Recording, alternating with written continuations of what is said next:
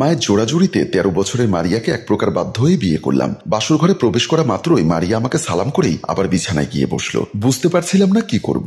একটু পরে মারিয়া নিজে থেকেই বলে উঠল, কি ব্যাপার, দাঁড়িয়ে আছেন কেন, এদিকে আসুন। কথাটি শোনা মাত্রই ওর দিকে গেলাম, গিয়ে জিজ্ঞাসা করলাম, মারিয়া তুমি কি বাসর ঘর সম্পর্কে কিছু জানো? তেমন একটা জানি না, তবে দাদিমা বলেছে বাসর ঘরে তোর স্বামী তোর সঙ্গে যেটাই করুক না কেন কোনো বাধা দিবি না, তাই বুঝি? হ্যাঁ তাই। আচ্ছা বাসর ঘরে স্বামী স্ত্রী কি করে এখন বুঝবে না, তুমি একটু বড় হও সব বুঝবে। আমি তো অনেক বড় হয়েছি, আমাকে বলুন এখন। বেশি কথা বলো না মারিয়া, সুন্দরভাবে ঘুমিয়ে পড়ো। আমার ঘুম আসছে না, আপনি একটু গল্প শোনান, তাহলে ঘুম আসবে আমার। আমি গল্প জানি না, তাহলে আমার এখন ঘুম আসবে না, বরং দুজনে গল্প করি। আচ্ছা মারিয়া, আমাকে তোমার পছন্দ হয়েছে নাকি হয়নি? আপনি অনেক সুন্দর, আমার পছন্দ হয়েছে। আমার কাছে এসো মারিয়া। কেন? কাছে আসতে বলেছি, কাছে এসো। কথাটি শোনা মাত্রই মারিয়া যখন আমার কাছে আসলো তখন ওর কপালে একটা চুমু দিয়ে বসি। মুহূর্তেই শরীর কম্পন দিয়ে উঠলো। দেখলাম একটু লজ্জাও পেয়েছে। বুকে জড়িয়ে ধরতে বললাম, ওরে আমার লজ্জাবতী পিচ্ছি বউ, আর লজ্জা পেতে হবে না। আপনি পচা। কেন? আমাকে না বলে আমার কপালে চুমু দিলেন কেন? আমার বুঝি লজ্জা লাগে না? আচ্ছা এরপর থেকে চুমু দিলে তোমার থেকে অনুমতি নিয়েই চুমু দিব, কেমন? ঠিক আছে। তোমাকে যে কপালে চুমু দিলাম তোমার কেমন লাগলো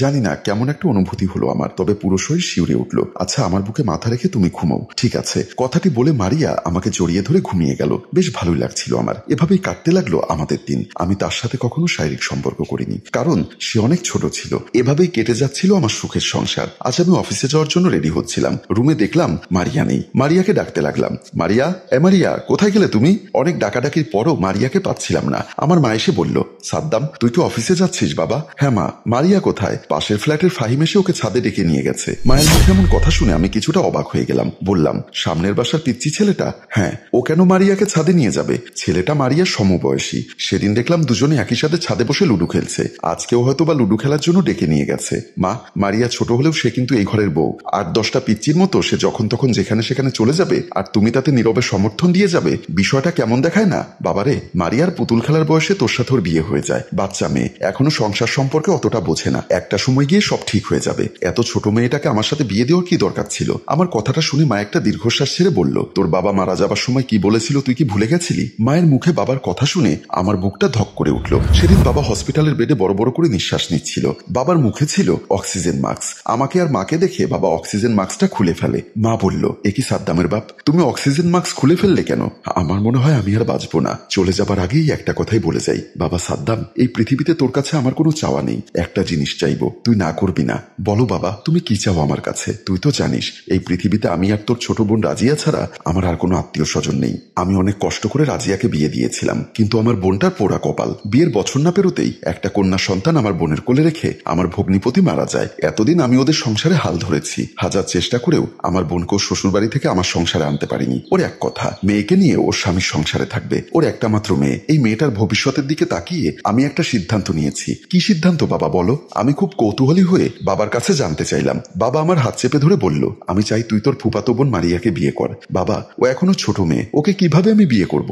এখন করার দরকার নেই, ও যখন আরেকটু বড় হবে তখন না হয় করিস। পাশে দাঁড়ানো মা বলল, সাদ্দামের বাপ, ওসব নিয়ে তুমি টেনশন করো না। তুমি এখন আর বেশি কথা বলো না, দয়া করে মাস্কটা মুখে বাঁধো। তারপর মা আর আমি বাবার মুখের মাস্কটা পরিয়ে দিলাম। কিন্তু সেদিন বাবাকে আর বাঁচানো গেল না। আর বাবা মারা যাওয়ার 6 বছর পর মারিয়ার বয়স যখন 13 বছর, তখন মা আমাকে মারিয়ার সাথে বিয়ে পড়িয়ে দিল। যদিও বা আমার ফুপি মানে মারিয়ার মা আমাদের এখানে থাকে না, উনি শ্বশুর বাড়িতেই থাকেন। আমি যখন কথাগুলো ভাবছিলাম তখন মা বলল, কি হলো বাবা, কি ভাবছিস? কিছু না মা, আমি অফিসে যাচ্ছি, তুমি মারিয়ার দিকে খেয়াল রেখো। বলে আমি মায়ের কাছ থেকে বিদায় নিয়ে অফিসের উদ্দেশ্যে বের হয়ে গেলাম। বাসা থেকে বের হতেই দেখলাম মারিয়া পাশের ফ্ল্যাটের ফাহিমের হাত ধরে হাসতে হাসতে সিঁড়ি দিয়ে নামছে। মেয়েটা এখন আর শাড়ি পরে না, সালোয়ার কামিজই পরে। আমাকে দেখে ফাহিম ওর হাতটা ছেড়ে দিল এবং আমার সামনে দিয়ে হেঁটে চলে গেল। মারিয়া আমার সামনে এসে বলল, তুমি কি অফিসে যাচ্ছ?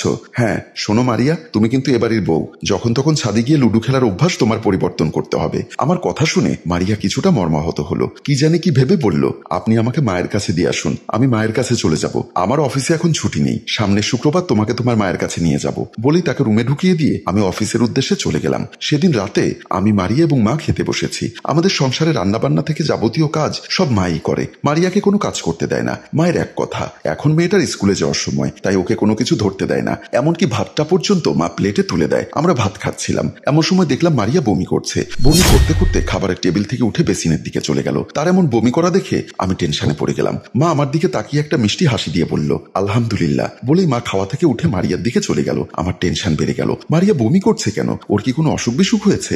যদিও বা আমার স্ত্রী, কিন্তু আমাদের দুজনের মধ্যে স্বামী স্ত্রীর সম্পর্ক এখনো গড়ে ওঠেনি, তাই সচরাচর ওর শরীর আমি স্পর্শ করি না। এমন সময় মা মারিয়াকে ধরে এনে আবারও খাবার টেবিলে বসিয়ে দিয়ে নিজের চেয়ারে বসে বলল, বাবা সাদ্দাম, তোর কি আগামীকাল অফিস খোলা? হ্যাঁ মা, সামনে ডিসেম্বর মাস, অফিস ক্লোজিং এর সময় হয়ে এসেছে, তাই অফিসে কাজের চাপ একটু বেশি। কেন বলো তো? বৌমাকে একটু চেক আপ করা দরকার। মায়ের মুখে চেক আপের কথা শুনে আমি ভয় পেয়ে গেলাম। ওর কি বড় কোনো সমস্যা হয়েছে? মা হঠাৎ ওকে চেক আপ করানোর কথা বলছে কেন? তবুও মাকে জিজ্ঞাসা করলাম, মা ওর চেক আপ করাতে হবে কেন?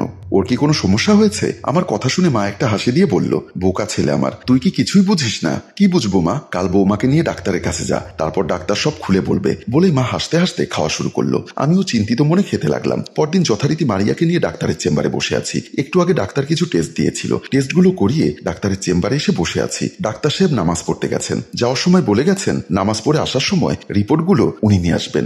মারিয়াকে খুব টেনশনে মনে হলো। আমিও যে টেনশন ফ্রি তা কিন্তু নয়, ভেতরে ভেতরে একটা দুশ্চিন্তা ভর করেছে।